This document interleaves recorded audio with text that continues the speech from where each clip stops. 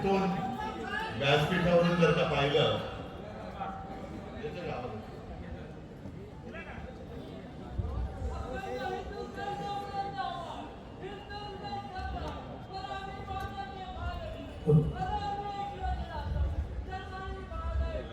अखंड हिंदुस्थानचे कैवारी प्रबोधनकार सुपुत्र देव देश धर्म मराठी मनाचे मानबिंदू हिंदू अस्मितेचे शिरोमणी हिंदुस्थान हिंदू हिंदुस्थानचे एकमेव हिंदू ठाकरे यांचा गद्दारांना क्षमा नाही. झालं. आता इथून जर का बघितलं तर मला तुम्ही नुसते शिवसैनिक दिसत नाही आहात, तर पेटलेल्या मशाली दिसत आहेत,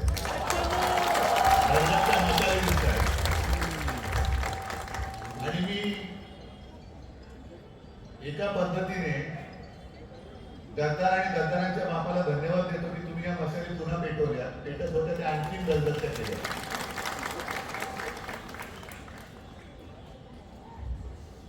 मी परवाच्या आपल्या वर्धापन दिनाच्या दिवशी जे बोललो आणि ते मी करणार आहे, सुरुवात इथून करतोय की जिथे जिथे गद्दारी झाली तिथल्या मतदारसंघात जाऊन मतदारांची मी माफी मागतोय, तशीच तुमची पण मागतोय. कारण तुम्ही माझा आदेश मानून जो उमेदवार दिला त्या उमेदवाराकडे न पाहता शिवसेना या 4 अक्षराकडे पाहून आणि मशालीवरती लढणारा उमेदवार म्हणून अक्षरशः रक्ताचं पाणी केलं आणि निवडून दिलं. साहजिकच आहे, उमेदवारी मी दिली होती त्याच्यामुळे ही चूक माझी आहे आणि त्या चुकीबद्दल मी तुमची माफी मागतो. हे अनुभव गेल्या 60 वर्षातले. आतापर्यंत अनेकदा शिवसेना फोडण्याचा प्रयत्न झाला, फोडली तोडली.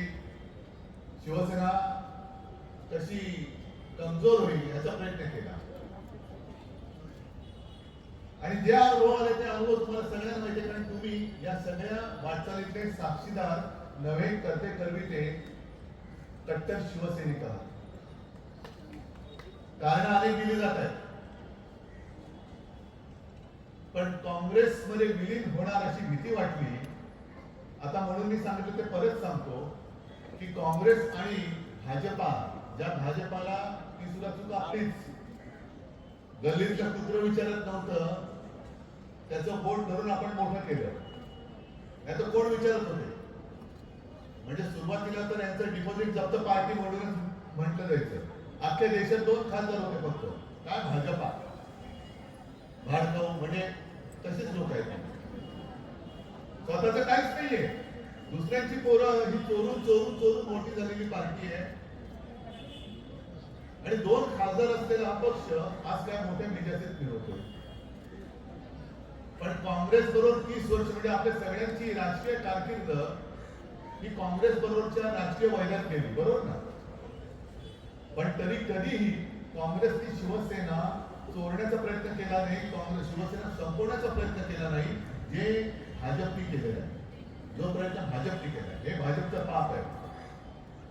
अगदी आणीबाणीच्या काळात सुद्धा तेव्हाचे जे रजनी पटेल होते त्यांनी शिफारस केली होती शिवसेनेवरती बंदी घाला म्हणून. आणि तेव्हा ते जे तिथे कोण उपस्थित होते त्यांनी शिवसेना प्रमुखांनी सांगितलं होतं की तो कागद जेव्हा पंतप्रधान इंदिरा गांधींकडे आला त्यांनी बघितलं याच्यावरती बंदी त्याच्यावरती बंदी, शिवसेनेचं नाव आलं होती. त्यांनी म्हटलं शिवसेना शिवसेना का नाही, शिवसेनेवरती बंदी नाही घालायची, आणि त्यांनी ते नाव तोडून टाकलं होतं. लढा काँग्रेसची झाला, लढे अनेक झाले, आणि ज्याला लढायचे त्यांनी समोर मैदानातून लढा ना. आज जो एक तुम्ही प्रचार करत होता की 19 साली मोदींच्या चेहऱ्यावरती तुमचे निवडून आले, 24 साली मोदींचा चेहरा नव्हता, तो समोर होता. आणि मी म्हणून की मोदींच्या चेहऱ्यावरती निवडून आले असतील तर कसे, तर हे नको मोदी नको म्हणून हे पाहिजे, त्यासाठी लोकांनी केलेलं मतदान होतं. मी असं नाही म्हणत माझा चेहरा होता, अजिबात नाही. तुमची मेहनत आणि बाळासाहेबांचे आशीर्वाद, त्यांचा चेहरा. काल एक उपरचुंब उपरा येऊन गेला कुठेतरी कोल्हापूरमध्ये, अरे तुम्ही काय भरती विचार पटकन कळले तुम्हाला. आणि त्याने काय नवीन शोध लावला की आज पण शिवसेना एकच आहे, शिवसेना एकच आहे, ती माझी आमची बाळासाहेबांची आहे. विशेष काय त्या उपऱ्याला एक कळलं नाही की त्याच्या पक्षाचे अध्यक्ष कोणी आहे, सोम्या गुन्ह्या पात्र होऊ शकतो. आज तुला नाव कोण आहे माहिती नाही कोणाला, कारण कोणतेही उचलतात आणि कोणी एखादं ध्यान त्या खुर्चीवरती बसवतात, झाला भाजपा अध्यक्ष. पण शिवसेना प्रमुख एकच होऊन गेले, पुन्हा दुसरा शिवसेना प्रमुख होणे नाही, अजिबात होणार नाही. तुझा कोणतरी कुठला तरी पडलेला माणूस उचलून आणून तू तिकडे बसला असतो, जसं तू बसला होतास अध्यक्षपदी, तसं आज कोणतरी ध्यान बसवलंय. भाजपला कोणी अध्यक्ष चालतो, पण शिवसेना प्रमुख हे एकमेव, दुसरा शिवसेना प्रमुख होणे नाही, लोक स्वीकारणार नाही. आणि महत्वाचा मुद्दा तो उपरा विसरला की मराठी माणसाच्या न्याय हक्कासाठी ज्या शिवसेनेची स्थापना झाली ती भूमिपुत्रांच्या लढ्यासाठी झाली. उपरे आमच्यावरती आक्रमण करतायत, आमची संधी हिरावून देत आहेत, आमची संधी, आमचा न्याय हक्क मला मिळाला पाहिजे म्हणून शिवसेनेची स्थापना झाली. त्या शिवसेनेचा प्रमुख कोण हा उपरा करू शकत नाही. तू उपरा आहेस, उपरा आहेस, तू उपटसूप आहेस, त्याच्यामुळे तू तुझ्या अवकाशात राहा. आज ही खुर्ची तुझ्या बुडाखाली आहे म्हणून लोक तुला घाबरतात, पण मैदानात आल्यानंतर मला कोणाच्याही कशा सुरक्षेची गरज नाही. हे जसं शिवसेना प्रमुख म्हणतात तसं शिवसेना प्रमुखांनी आणि जनतेने दिलेल्या सुरक्षा माझ्या होती. मी जनतेत जाऊन फिरू शकतो, पण हे उपरे येऊ शकत नाहीत, फिरू शकत नाहीत. आणि त्यांनी त्यांचं घर सांभाळावं. जर त्यांना पंतप्रधान पदाची स्वप्न बघत पडत असतील आणि म्हणून ते दुसऱ्याचे खासदार फोडून स्वतःच्या खुंट्या बळकट करत असतील, तर तुमच्या खुंट्याला पहिले मुळ आहेत का बघा, पहिली मुळ आहेत का बघा. खुंट्या बळकट करायला नुसता खुंट्या लावलाय, बाकी खाली काय, खाली वरती काय नाहीये. आणि हा संतापजनक जो काही प्रकार चाललेला आहे कशासाठी करतायत, भाजपला मी विचारतो कशासाठी फोडताय. मिंद्याला विचारतो काय तुम्ही दाढी वाढते का यांनी, हा का दाढीचे केस सुद्धा तुझे खरे आहेत का भाड्याने घेतलेले आहेत नाटकवाल्याकडून, की जरा जायचं मला दाढी लावून पाहिजे सांगते. कारण एकदा का सगळं दुसऱ्याचं घ्यायचं म्हटलं तर हा दाढी सुद्धा भाडीची लावत असेल, काय सांगावं. स्वतःमध्ये कर्तृत्व नसलं की ही अशी पाळी येते. आणि तिथे सुद्धा मी ज्यांनी शिवसेनेची गद्दारी केली, मी इथल्या शाखा प्रमुखांना गेल्या आठवड्यात बोलवलं होतं, सोमवारी बोलवलं होतं गेल्या, हो ना रे, कोण शाखा प्रमुख असतील विभाग प्रमुखांना बोलवलं होतं. आणि मी त्यांना सांगितलं होतं त्यांच्याही तक्रारी होत्याच की वेळेवरती येत नाही, बोलवलं तर वेळ देत नाही, कोणी भेटत नाही, काय नाही. म्हणजे आज माझ्यावरती जे तक्रारी करतायत या सगळ्या तुमच्या होत्या की नव्हत्या तुम्ही जाहीर सांगा. कार्यक्रमाला येत नाही, सकाळची वेळ असेल तर रात्री येणार, रात्रीची असेल तर कधी येणार माहिती नाही. तरी सुद्धा मी यांना सांगितलं की तुम्ही एक अवाक्षर काढायचं नाही, त्याचा अपमान होईल असं करायचं नाही. कार्यक्रमाला, प्रत्येक कार्यक्रमाला बोलवत नाही म्हटलं जाऊन बोलवा, ते बोलवलं तर येत नाही म्हटलं येणं नाही येणं त्यांचं होतं, ते बोलवणं आपलं काम आहे. मोठे फोटो लावा, काही हरकत नाही, सगळं करा.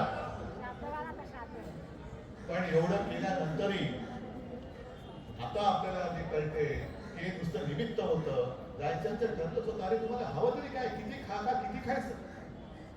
एक तर ही जागा ज्या वेळेला आपली भारतीय जनता पक्षावर युती होती तेव्हा ही जागा भाजपच्या वाट्याला जायची.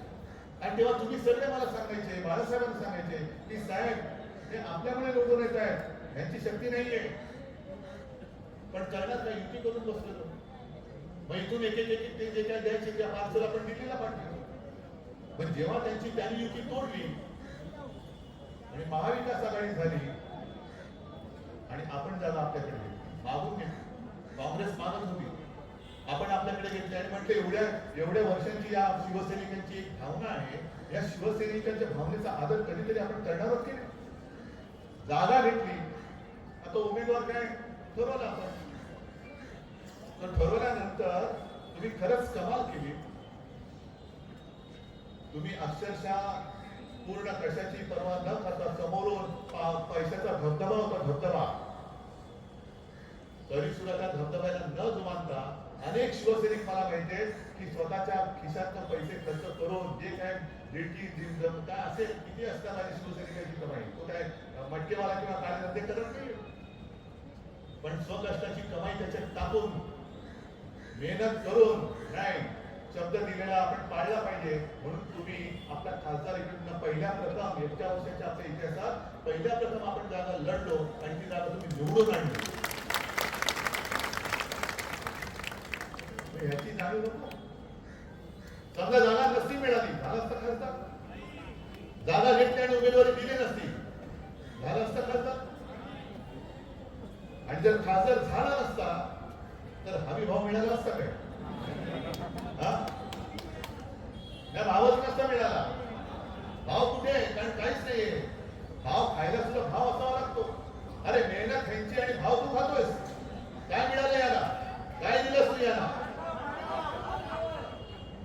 जो शिवसैनिक केवळ आणि केवळ शिवसेना प्रमुखांमुळे माझं जे मी सांगतो ते ऐकतो, हे माझं नाहीये, हे शिवसेना प्रमुखांचं निर्णय. मी आहे पक्षप्रमुख, पण केवळ आणि केवळ मी शिवसेना प्रमुखांचा मुलगा आहे आणि मी तुमचा पक्षप्रमुख म्हणून तुम्ही मला मानता आहात, माझे आदेश मानता आहात. त्याचा दुरुपयोग हे गदडे करतायत, हे गद्दार करतायत. आधी त्या मिंदेला सुद्धा कोणी आमदार केला? 74 मंत्री कोणी केला? मंत्री झाल्यानंतर जर का आपलं आणि भाजपचं व्यवस्थित जुळलं असतं तर मी आयुष्यात कधी मुख्यमंत्री होणं माझं स्वप्नही नव्हतं. त्या निवडून आलेल्या आमदारांपैकी जे सगळे आमदार म्हणाले असते त्याला मी मुख्यमंत्री करून टाकलं असतं. पण जरा कुठे काही एक अपरिहार्यता अशी आली की माझं पत्नीचे 2 कापले गेले, भाजपने पाठीत वार केला, पुढे जाण्याशिवाय पर्याय नाही. जे भाजपने वचन दिलं होतं ते मोडून टाकलं, करू काय दुसरं. आणि त्यावेळेला कायदा तरी मला ती जबाबदारी घ्यावी लागली. पण एक गोष्ट नक्की, त्या 2.5 वर्षात सुद्धा तुमच्या सगळ्यांच्या सहकार्याने करोनासारख्या अत्यंत बिकट काळात आपण राज्य सुरक्षित करू शकतो. आज जे काय आता ग्रामीण भागात मी पुढच्या आठवड्यात जाणार आहे, पण शेतकऱ्याची कर्जमाफी कर्जमुक्ती ही आपण करून दाखवली, नुसती घोषणा नाही केली, अशा अनेक गोष्टी केल्या.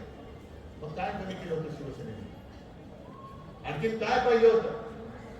काय इकडनं तिकडे गेल्यानंतर उद्या ही जागा भाजपा सोडेल? सोडणार आहे भाजप ही जागा? आज जाहीर करावं भाजपनी की मिंद्या तू घे, ही जागा तुला दिली. आज जाहीर करावं भाजपाने, चला. रमेश तुम्ही जे आव्हान दिलं ना, संजय तू पण आव्हान दिलं की हिंमत असेल तर पुन्हा एकदा निवडणूक लढवून दाखवा. पहिल्या निवडणूक लढवायला भारतीय जनता पक्षाने जाहीर करावं की ह्या गद्दाराला जरी मिंदेकडे गेला तरी आम्ही ह्या मिंदेसाठी ही जागा सोडतो, हे आज भाजपने जाहीर करावं. हे सगळं समोर दिसतंय, भरल्या ताट आहे, सगळ्या ह्यांच्यासारखं प्रेम हे कुठल्या पक्षात मिळणार? भाड्याने गाडी मिळेल, भाड्याने गाडी मिळेल, भाड्याने खुर्ची मिळेल, पण भाड्याने जीवाला जीव देणारी माणसं नाही मिळू शकत. म्हणून मी आज तुमच्या समोर आलेलो आहे. मी कुठेही खचलेलो नाहीये, खचू शकत नाहीये. इसांकडे असताना अनेक पाहिलेले आहे. आणि जे माझ्या आजोबांनी माझ्या वडिलांनी शिकवलं, माझ्या वडिलांनी मला शिकवलं, संकटाच्या छाताडावरती चालून जा. आता हिंमत तर मैदानात उतर. असं पटकुटेपणाने तिकडून तिकडून आणि एवढं सोपं नाहीये.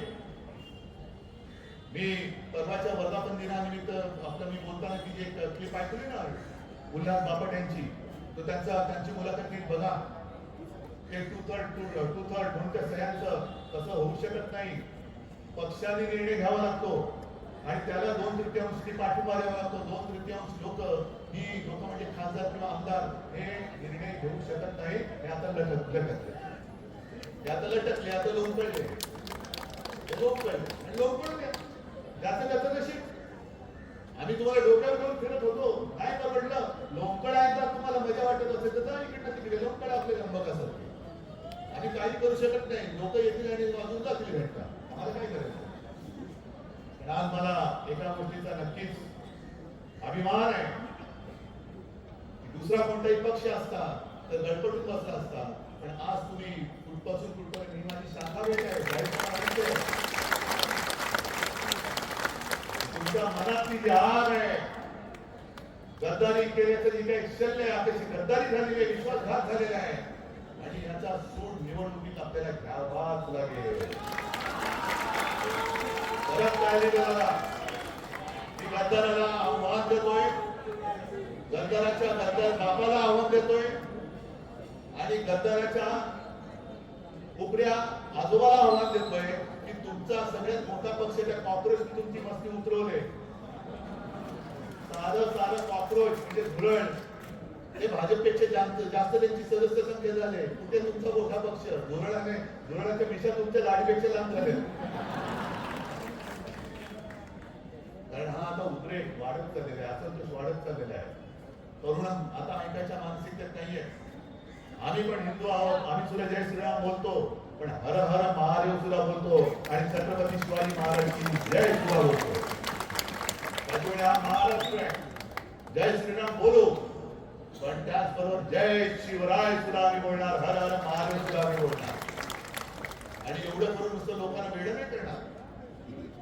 जे मी मागे म्हणालो होतो की हृदयात राम आणि हाताला काम न देता तुम्ही नुसतं डोकी भडकवत असाल तरी भडकलेली डोकली तुमचं सिंहासन जाळून खाक केल्याशिवाय.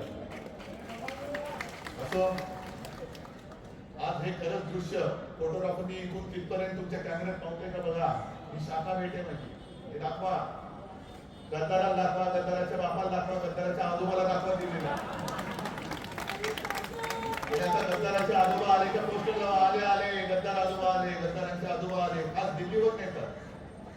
आणि म्हणून मी परत एकदा त्या गद्दाराच्या आजोबाला सांगतो की उपऱ्या शिवसेनेचं नेतृत्व कोण करणार हे उपऱ्यांनी ठरवू शकत नाही. तो उपरा आहे.